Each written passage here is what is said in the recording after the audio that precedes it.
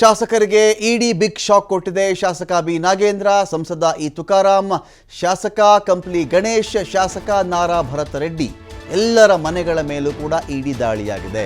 ಒಂದು ಹಂತಕ್ಕೆ ಈ ಕಡೆ ಜನಾರ್ದನ್ ರೆಡ್ಡಿಗೆ ರಿಲೀಫ್ ಸಿಕ್ಕಿದೆ ಶಿಕ್ಷೆಯಿಂದ, ಇನ್ನೊಂದರಿಂದ ಮತ್ತೊಂದರಿಂದ ಷರತ್ತುಗಳನ್ನು ಹಾಕಿರಬಹುದು ಕೋರ್ಟ್. ಆದರೆ ಏನು ಶಿಕ್ಷೆ ಅಂತ ಆಗಿತ್ತೋ ಆ ಶಿಕ್ಷೆ ರದ್ದು ಮಾಡಿದೆ ಒಂದು ಕೋರ್ಟಲ್ಲಿ. ರೆಡ್ಡಿ ಆ ಕಡೆಯಿಂದ ಆಚೆ ಬರ್ತಾರೆ.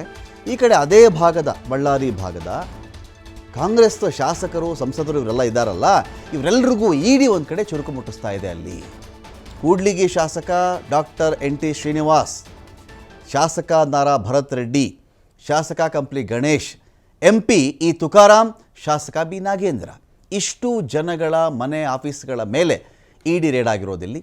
ಬಳ್ಳಾರಿ, ಬೆಂಗಳೂರು ಸೇರಿ, ಬೆಂಗಳೂರನ್ನು ಬಿಟ್ಟಿಲ್ಲ. ಅಂದರೆ ಇವರಿಗೆ ಸಂಬಂಧ ಇರತಕ್ಕಂಥ ಬೆಂಗಳೂರಿನ ಸ್ಥಳಗಳು ಯಾವುದೇ ಇದ್ದರೂ ಕೂಡ ಆ ಸ್ಥಳಗಳನ್ನು ಬಿಡದೆ ಇಡಿ ಅಧಿಕಾರಿಗಳು ರೇಡ್ ಮಾಡಿದ್ದಾರೆ. ಬಳ್ಳಾರಿ 5 ಕಡೆ, ಬೆಂಗಳೂರಿನ 3 ಕಡೆ ದಾಳಿಯಾಗಿದೆ.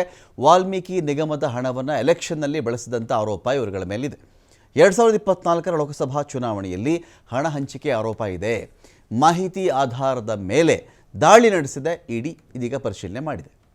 ಪ್ರಕರಣ ಏನು ಅಂದರೆ 2023ರಲ್ಲಿ ವಾಲ್ಮೀಕಿ ನಿಗಮದಲ್ಲಿ ಒಂದು ಸ್ಕ್ಯಾಮ್ ಆಗುತ್ತೆ. ಅಕ್ರಮವಾಗಿ ಹಣವನ್ನು ವರ್ಗಾವಣೆ ಮಾಡಿದಂಥ ಆರೋಪ ಇದು. 187 ಕೋಟಿ ಅಕ್ರಮ ಹಣ ವರ್ಗಾವಣೆ ಮಾಡಿದಂಥ ಆರೋಪವನ್ನು ಕೆಲ ಶಾಸಕರು ಹೊತ್ತುಕೊಂಡಿದ್ದಾರೆ.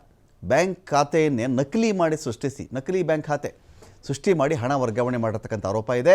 2 ತನಿಖಾ ಸಂಸ್ಥೆಯಿಂದ ನಡೆದಿದ್ದಂಥ ಪ್ರಕರಣದ ತನಿಖೆ CIDಯ SIT ಹಾಗೂ ಇಡಿ ಅಧಿಕಾರಿಗಳು ತನಿಖೆ ಮಾಡ್ತಾರೆ. 12 ಆರೋಪಿಗಳ ವಿರುದ್ಧವಾಗಿ ಚಾರ್ಜ್ ಶೀಟ್ ಹಾಕಿದ್ದಿದ್ದು SIT.